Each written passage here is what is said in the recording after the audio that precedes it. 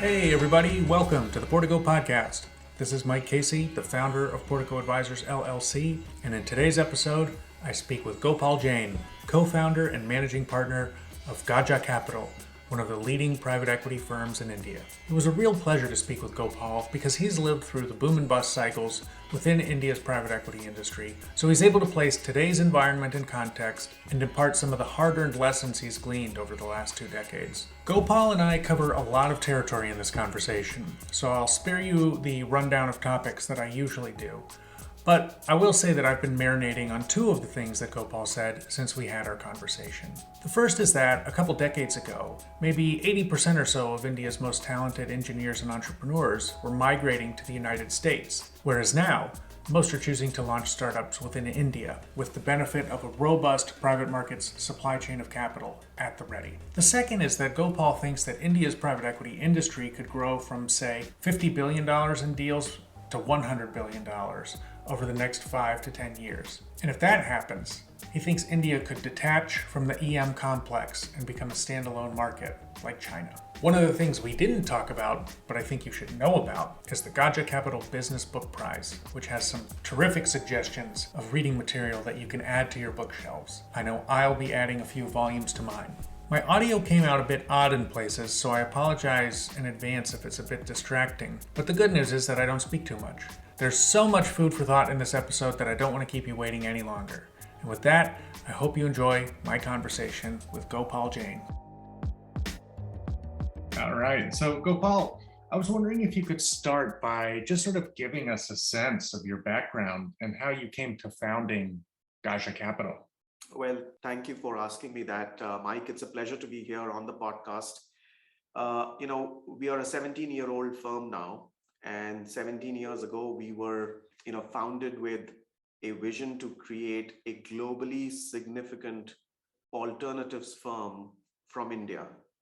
And, just to give you a context, 17 years ago, well, India was not a large economy. India was just half a trillion in size. There was little evidence that alternatives or private equity was working in India. And I think when it came to our own performance, of course, there was more confidence than performance because we were still so young and still so early in our careers. So it was quite an audacious ambition, right? To think 17 years ago that, and we gave ourselves 40 years to do that. So Gaja was born with a 40-year mindset to create a globally significant alternatives firm from India. And just to place this in context, sitting in 2021, we've seen the emergence of China. So now there are globally significant private equity firms from China. India has become a large, globally significant economy. Private equity in India, it's come a long way. It's close to about $50 billion a year. That's still relatively small by US or European standards, but it's a far more significant number than 2 billion, which was the number in 2004. And of course, we've now been investing for 17 years. In terms of my own personal background, I made my first investment when I was 13 years old. I learned investing from my mother. And, so in a way, I inherited a love of investing from my mother. I inherited a love of books from my father. And when I went to study technology at IIT Delhi, the freedom on the campus really gave me the freedom to think in terms of what I wanted to do and what I wanted to build. And I was gripped with the idea of building a large asset management business in India. Stay back in India. Those were the days when most people on the IIT campus were thinking of migrating to the US after their undergrad. And so it's been a 30-year professional journey since graduating from IIT campus. I set up my first venture when I was on campus. I made my first private equity investment in the mid-90s. There were a variety of reasons. Warren Buffett was a big reason. He had a profound impact on my style of investing. I always see him as a private equity kind of investor in public markets. And I started out in a similar way. In the late 90s, I moved in ship and I moved entirely to private equity. I was part of a Boston-based venture capital firm called the View Group. We were focused on export markets in India, and we were one of the first 5 venture capital firms to be set up in the US. And the idea behind Gaja Capital was to really canvas the entire opportunity, not just export markets, but domestic markets, and to approach life and to approach investing with the long run in mind. So That's how the team came together, and we have a tremendous team, and we have diverse backgrounds. And another thing which kind of separates us from many others is on day one, people who came together had diverse backgrounds. We had both investing and operating backgrounds because we were convinced, and in hindsight, rightly, that the private equity game in India will change. India will not be a capital scarcity market for a long period of time. Hopefully, it's a longish answer to how we came to founding Gaja Capital. No, that's great. And out of curiosity, what does Gaja mean? Well, Gaja means elephant. Oh. It's a Sanskrit word for elephant. And why elephant? Because elephant is often used as a metaphor for India. When we set up the firm, we said to ourselves that, listen, we're not going to name our firm after a Greek goddess. And but at the same time, so it's a homegrown firm, it's an Indian firm, and we thought about many things, and that's how Gaja came together. By the way, Gaja, the root word for Gaja and Caesar is the same, which is elephant. Oh man, that is a fun fact. I did not know that. That is wonderful. All right, so you mentioned today maybe private equity is doing 50 billion a year, but when you got started, maybe $2 billion a year was happening. And so, from my understanding and recollection, India's private equity industry has gone through, several cycles, and they've been really quite dramatic in terms of the hype and the sort of disillusionment amplitudes. So how do you think about the evolution of the industry over the last 2 decades? And what are some of the lessons that you've gleaned personally from the previous cycles? Sure. When we look back at how we've evolved over the last 16 or 17 years, I would list 3 principal transformations for us. And in those transformations also lies the changes in the Indian private equity industry. So what are those transformations? The most powerful is the techization of our strategy. Financial services has become fintech, consumers become consumer tech, education has become ed tech, so on and so forth. India was a low tech economy. Gaja was conceived in a 2G world, and we are on the anvil of a 5G world. And we'll talk more about this later. So one is the techization of our portfolio, the techization of our strategy. The second is we've gone from being a low touch firm to being a high touch firm, right? So we are not just a supplier of capital, we're also a supplier of strategy and operating skills to our companies. And the third is we are not just buying small stakes, we are sometimes buying control. Now, that's the change at Gaja Capital. Now, what about the industry? We've talked about the scale up in the industry. It's gone 25x in the last 15 years, 2 billion to 50 billion a year. We can see it scaling to $100 billion a year market. And at 100 billion a year, it becomes a globally significant market, right? The global alternatives industry market is about 1.5 trillion. So at 100 billion, India becomes a globally significant market, and we can now see it growing to 100 billion market. But the changes in texture are far more profound than just the change in scale. I mean, we didn't have a supply chain until 10 years ago. There was no venture capital industry. Today, India has a prolific, deep venture capital industry, which is seeding hundreds of ventures, many of them high quality. Nearly 100% of our deal flow comes from India's venture capital industry today. Whereas until 10 years ago, most entrepreneurs that we were funding were bootstrapped. So one big change is this whole supply chain piece, which is the emergence of venture capital. We didn't have a buyout industry. So we didn't have a demand chain. Today, we have at least, I would say, 20 serious players that are willing to buy businesses, 20 serious financial investors that are willing to buy businesses in India. We didn't have an M&A industry in India. So M&A markets in India were much smaller than IPO markets. And private equity markets depend on M&A markets. IPOs are the show horse, M&A is the workhorse. And really to create exits, you need a large, consistent M&A market. So that M&A market has emerged in India. So there are many changes. And of course, a big part of this is also the emergence of a large economy. Private equity is a highly sophisticated product. It works in large economies, it works in sophisticated economies, and it, of course, works best in both large and sophisticated economies. And today, well, India still has some way to go before it can call itself to be as sophisticated as the US or Europe. But I would certainly say it's becoming a large economy, and it's increasingly a sophisticated economy. In technology, for sure, it's far more sophisticated than what its size would say. So private equity is starting to work. Private equity is starting to work as an asset class in India.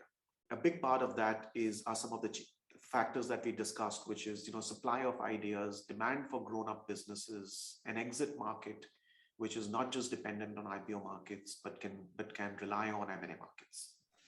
Excellent. So there are lots of constructive comments there in terms of where the industry stands today. I just out of curiosity wonder what gives you pause or caution in the current environment? Yeah, I think globally we are in an environment where we have to look at, we have to look ahead and behind us all the time, right? I mean, this is a time when not just horses, but even pigs are flying, right? And, and and whenever things that are not supposed to fly start flying, you have to approach markets with a caution. So in general across the world, I think this is a state for caution. And of course, people who've been calling for caution have serially been proved wrong, right, over the last few years, because this market has gone from one place to the other thanks to a supply of just the expansion in monetary terms across the world. So that is about the world as a whole, and some of that is true for India. There is asset price inflation in the Indian markets. All right. The other is that when it comes to India specifically, I would say that these are early days of the private equity market starting to work in India. I think markets have a long way to go, and alignment. I think it's not just performance; it's also hygiene. I think if you look at the Indian private equity market, if you look at the Indian economy, let's start there. It's roughly the size of the UK economy, yes, in nominal terms. But if you look at the top 10 UK private equity firms and you compare them with the top 10 Indian private equity firms, I mean, what? It's chalk and cheese, right?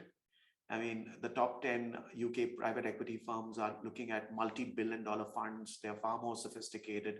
They're on to their sixth, seventh, eighth fund. And, we are only the third firm to raise a fourth fund. So in so many ways, this is still a nascent market. And I think the note of caution specific to India has to relate to that listen, there is a lot of promise in this market. There is a lot of potential in this market, and there is some performance in this market. And we have to be very deliberate about closing the gap between potential promise on one hand and performance. Excellent. Okay. So speaking of that gap, let's dig into one of the or several of the macro items that I know investors would be keen to hear about. And the first one is that, when Narendra Modi was elected prime minister in 2014, there was quite a lot of enthusiasm, particularly amongst international investors, about the prospects for reform. And I'm just curious, from your perspective, have the reforms lived up to expectations? What's gone right and what's gone wrong, if anything? So one of India's largest imports is capital. It's not just oil, it's also capital. India imports a lot of dollar capital. And for an economy that imports substantial amount of capital, currency stability is key. And and that's precisely what we have not had in a long time, except for the last few years. So when I look at the contribution, we are specifically talking of a certain regime. I think the biggest contribution has been fiscal conservatism, and how that fiscal conservatism has impacted markets is you can see it in the relative stability of the currency. I remember between 2008 and 2013, the Indian rupee lost almost 8% every year, 8% every year. And for a private equity market that was, raising 90% of its capital outside of India, there's no way that you can please investors with dollar returns with an 8% rupee dollar appreciation every year.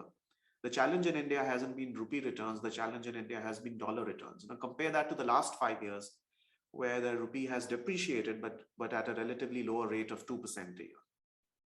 And what this 2% a year is reflecting is is conservative monetary policy and conservative fiscal policy, relatively speaking. So you can look at the glass half empty, you can look at the glass half full, but really the most powerful change in the last 7 years has been fiscal conservatism.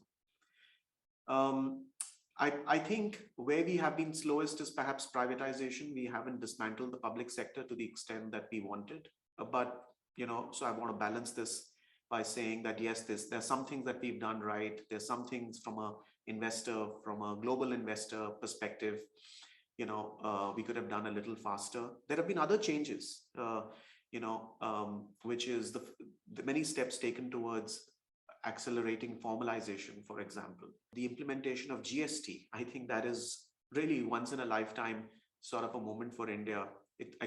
We call it the EU moment for India, which is when a small market which was divided into 27, 28, even smaller markets came together to become one market. And GST was a big reform. I think some of the components of digitalization, and we can talk about that separately, I think have also been a major achievement.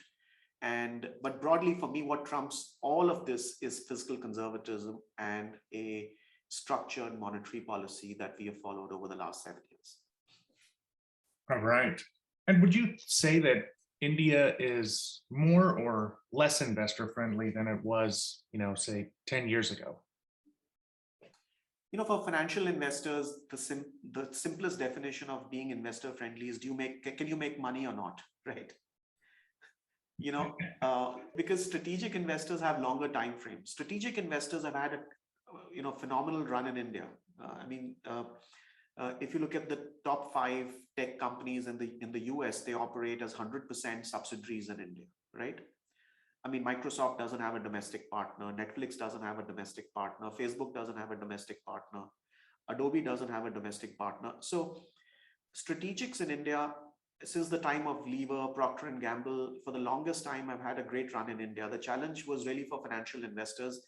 The simplest definition for is the country investor friendly or not is, are investors making money? And it goes back to what I'm saying, that yes, I think there are many things that go into making money, but one part of this is the currency in the right place. You have a large critically sized supply of ideas. Can you exit businesses that have scaled? So it's early days, Mike. We shouldn't get ahead of ourselves. But for the last 3 or 4 years, we are starting to see more and more evidence that yes, financial investors with dollar capital can make money in India. And do you find that the regulatory environment's more conducive to international capital as well? Progressively, yes. There are very few parts of the economy that are, out of bounds for global investors. So I think that stopped being an issue for most global investors many years ago, but it's progressively become easier. I think some of the structural aspects of the market were more important. And those are the ones that have, as India has become a larger market, a more sophisticated market for financial investors, I think the prospects of making decent returns, exciting returns have increased. For strategic markets, if you see India's FDI in 2020, India attracted $80 billion in FDI, an all-time high number. We attracted more than 3% of GDP as FDI. We've been for the longest time targeting 4% of GDP as FDI. A substantial part of this FDI comes from strategic investors, right? Global corporations. And for the longest time, India was a very important market to be done next year, not this year, right? I think some of that is changing in global boardrooms. We see more and more global strategic investors seeing India as an imperative in the short term, as opposed to an exciting, beautiful opportunity, but only in the long term. All right. So, back in the day when I would do these surveys of global institutional investors, one of the big factors that was hindering many LPs was corruption. And so I'm curious, from your perspective, how, if at all, can private equity mitigate corruption?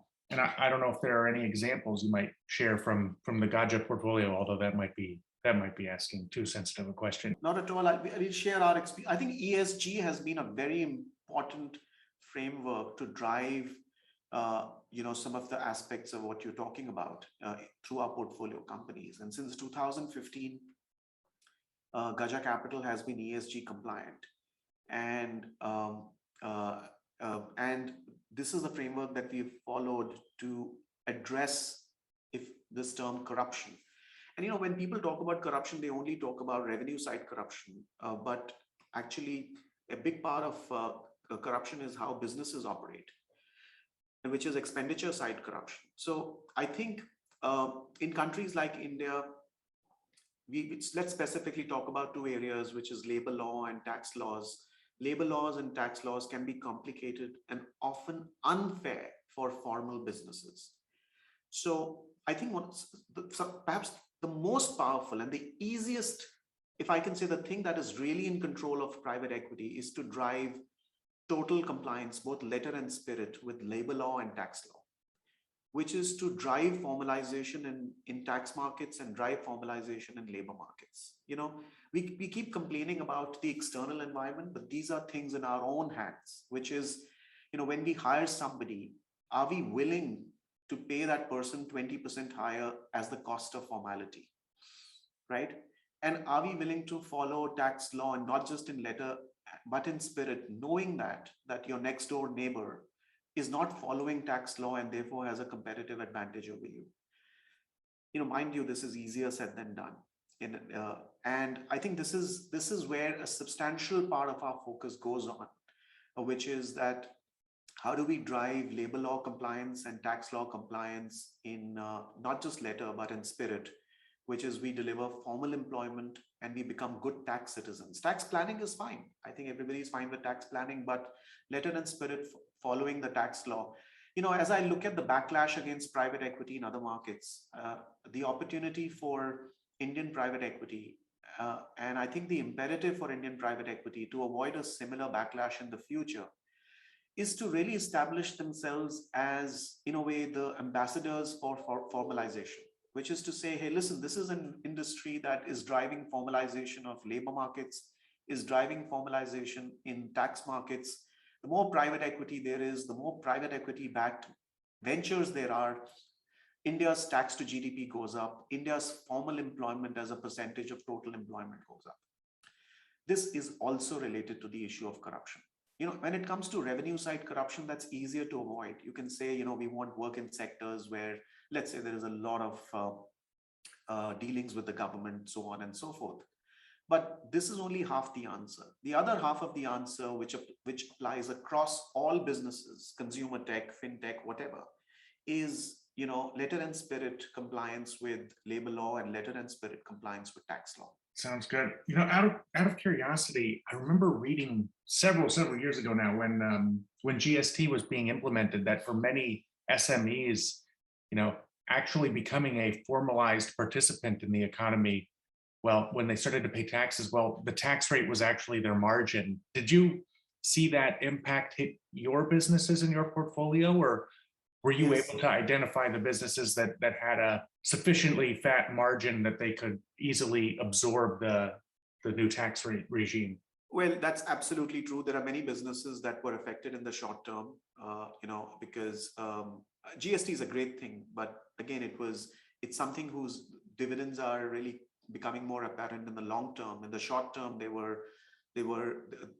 an impact on many businesses. I guess it was clumsily designed and implemented. So GST has added to the woes of many formal businesses, typically private equity businesses. But I think we encouraged everyone to see the larger picture. We have made up our minds not to give our businesses a choice, right?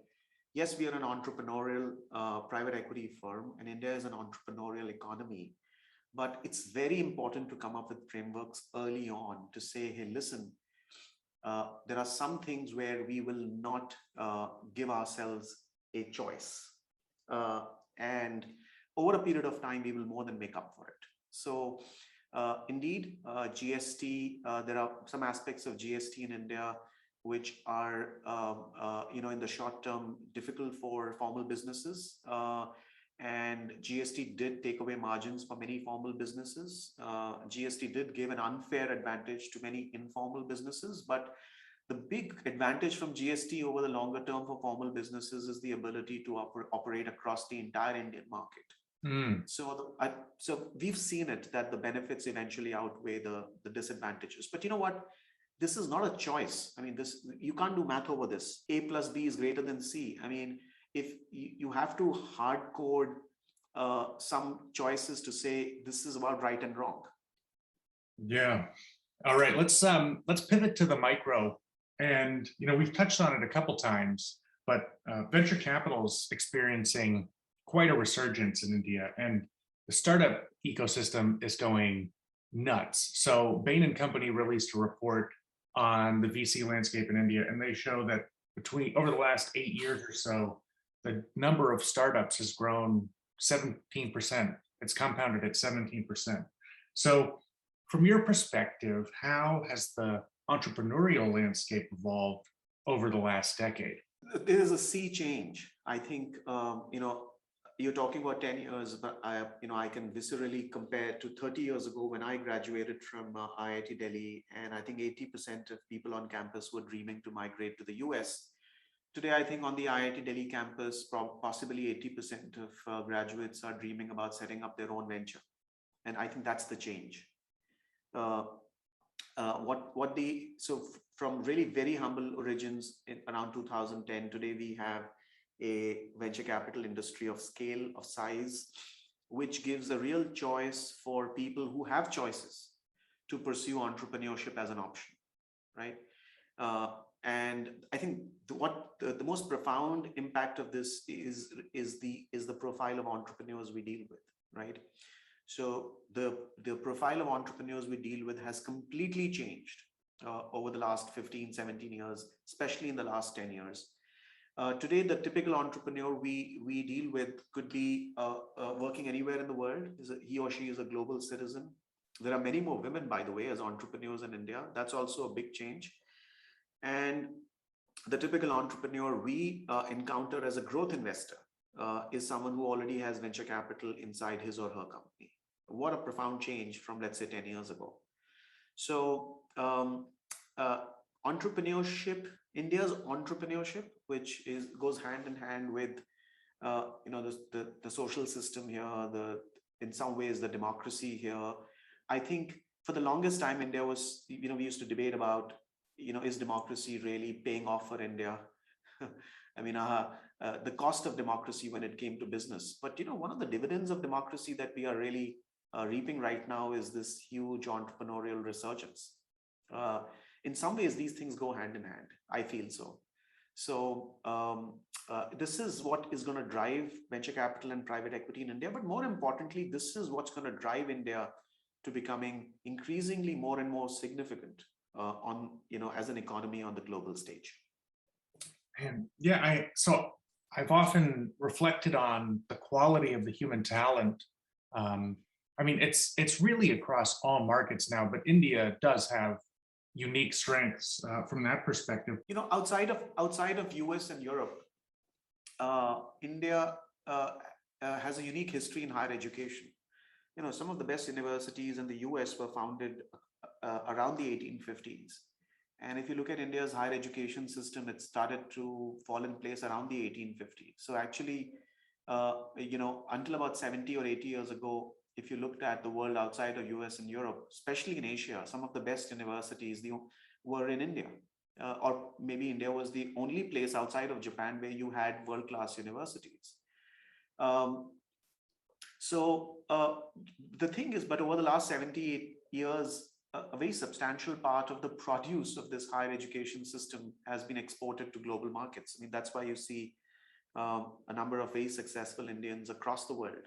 Look at the US tech sector, for example, or the US financial services sector. I think what's changed is how many of them are staying back.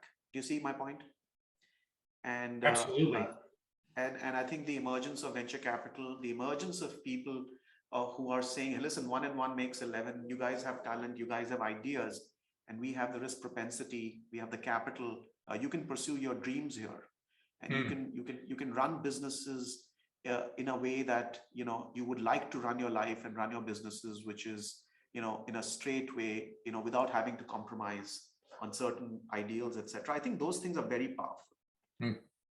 Nice. And what about beyond the founders? Are you finding it easier to source middle management in your portfolio companies than 10, 15 years ago? Oh, indeed.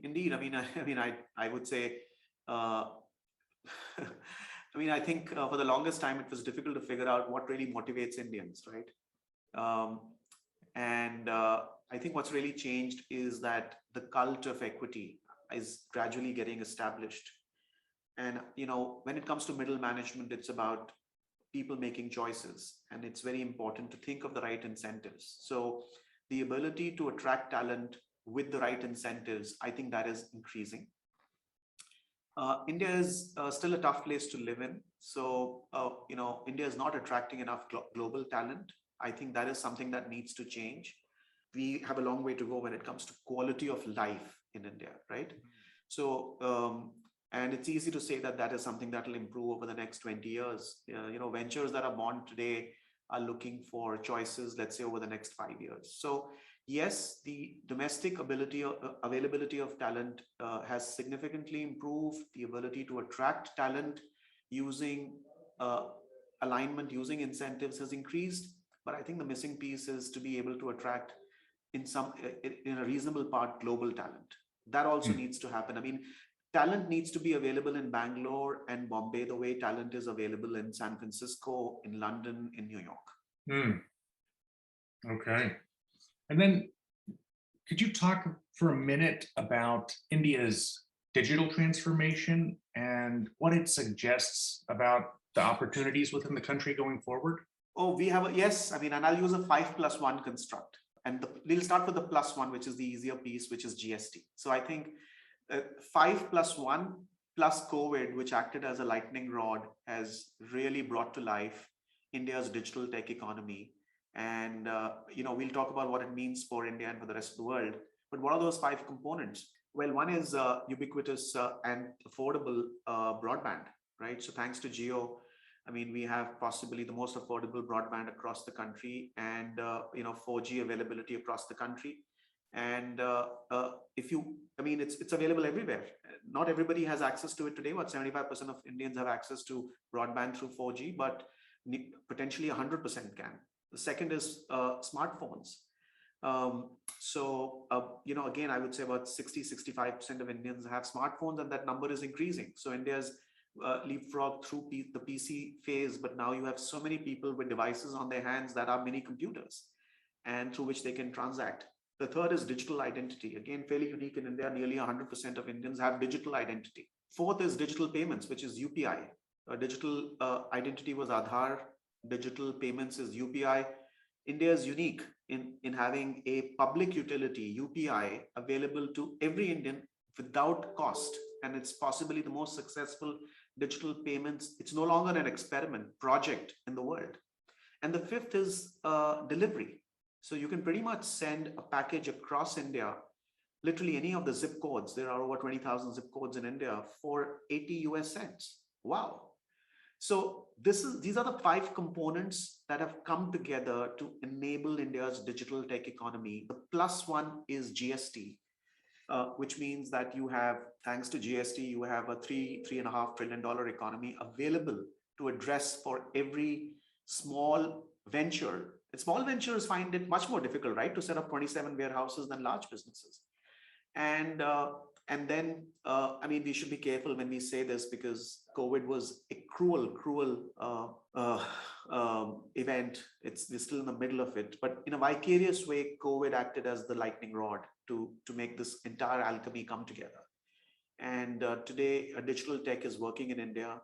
I'm very confident that over the next 10 years, a reasonably large number of exciting hyphenated tech and tech businesses will come out of India, for not just India, but for the world from India. Because I think in some ways, what we saw in China 10, 15 years ago is happening now in India. My next question is that, India is home to, numerous phenomenally successful commercial dynasties, or dynasties, if you will.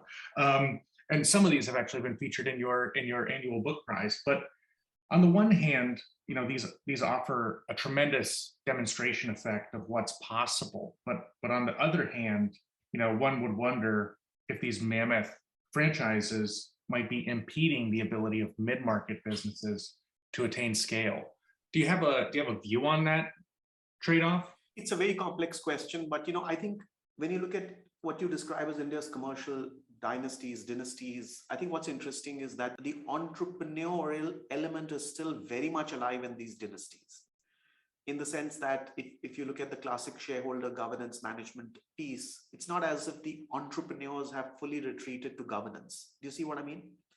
I mean, they're still on the front lines, they're still in the trenches. I mean, fighting it out. And I think that's what makes India's commercial dynasties, conglomerates actually very formidable, that the entrepreneurs are still alive and still in the trenches. And therefore, perhaps the question is even more important than what we would normally think, because you would normally say, hey, listen, conglomerates have capital, they have clout, but ventures have an entrepreneurial edge. Hey, the entrepreneur inside some of these conglomerates is still kicking and alive. Wow. So I think there are positives and negatives. I think, look at Geo. I mean, Geo's happened because of Reliance. I mean, you got to give it to them.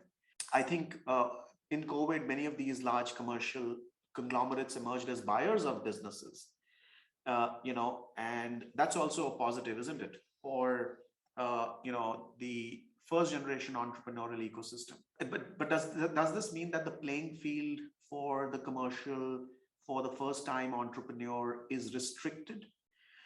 I think it's a good question. And I think there's enough of a playing field out there which is not restricted. The playing field is very large. I think the advantage that first time entrepreneurs, that startups have, is to focus on businesses that are small today but have enormous potential.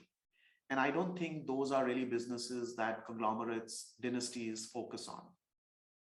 But yes, I mean, when it comes to competing with an Amazon, you expect the dynasties to compete. And that's not an opportunity for a first generation entrepreneur anymore. Yeah. All right. So you've had the opportunity to speak with many investors over the years as you've pounded the pavement trying to raise funds, which is in emerging markets one of the most challenging things one can try to do with one's life. But what do investors get wrong about India, and what should they reconsider? Well, thanks to a sophisticated elite, private equity came to India before India was ready for private equity. As I mentioned, private equity is a very sophisticated product, works only in large and sophisticated economies, and India was neither large nor sophisticated.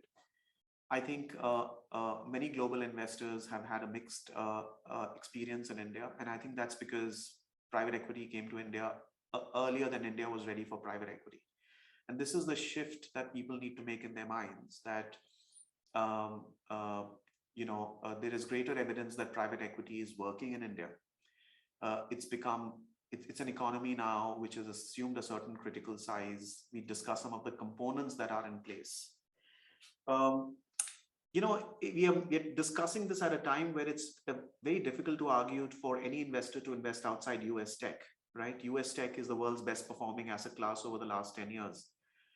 But Indian digital tech is small by comparison.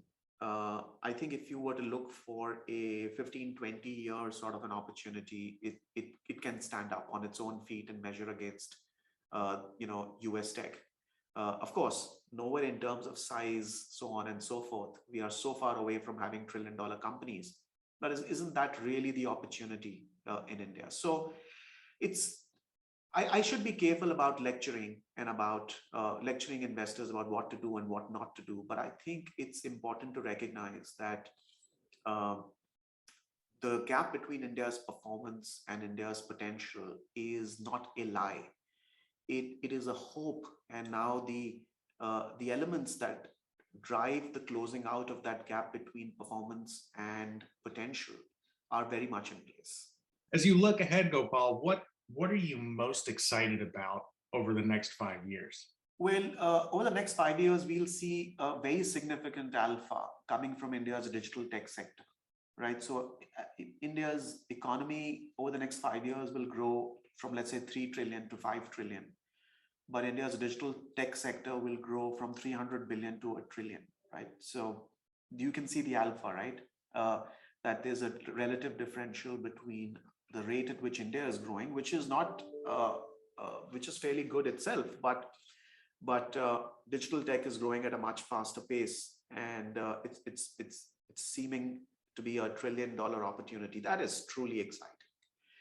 The elements were there prior to COVID. They were in the making for many years. But what COVID has done, the last 18 months has done, is it's given us the change of 36 months. It's induced consumer trial.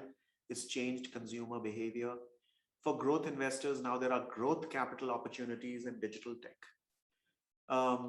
I think for private equity, the next 5 years will see Indian private equity emerge as an independent asset class. And just as China dehyphenated from emerging markets about 10 years ago, you will see the dehyphenation of India from emerging markets over the next 5 years. I like it. It's a bold vision, but I'd like to see that too. Well, Gopal, this has been wonderful. I don't know if you have any closing comments before I wrap this up, but so far I thought this has been spectacular. Well, it's really like I said, it's a privilege to be on your forum, Mike. Thank you for giving me, pun intended, the mic. And I think there is the 5 years and there is the 20 years or the next 25 years. We are more excited than ever before as a team that our original 40-year vision is no longer as audacious as it once seemed, and that we truly do have the opportunity to build something significant. And it's not just about us, it's not just about investors, it's also about the impact, the opportunity to create an impact on India as it, and what is India seeing? What is India doing? India is seeing the change of centuries and decades and decades and years, right? It's possibly the largest ever human experiment on scale in the world. And it's such an exciting opportunity to participate in that. I like it. Well, Gopal, thank you again for coming on the show. Thank you so much, Mike. Hey, everyone. This is Mike again. Thank you for listening. I hope you found the conversation edifying. And if you have any feedback, good or bad, please send me an email at mike@porticoadvisors.com. If you like this episode, please share it with a friend, colleague, or your connections on social media. Or, if you feel like it, leave us a review on your podcast player of choice. If you're keen to learn more about private markets developments across the emerging markets, then go ahead and smash the subscribe button, and please visit our website, porticoadvisors.com. That's porticoadvisers.com, where you can peruse through our research and newsletter archives and sign up for our monthly-ish newsletter. Ciao for now.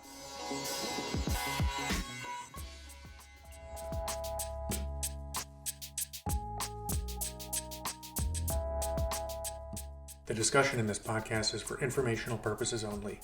Neither Portico Advisors LLC nor its guests plan to update this material, and the opinions and conclusions mentioned may change without notice. Neither Portico Advisors LLC nor its guests make any warranty that the information in this podcast is error-free, omission-free, complete, accurate, or reliable. Nothing contained in this podcast should be construed as legal, tax, securities, or investment advice.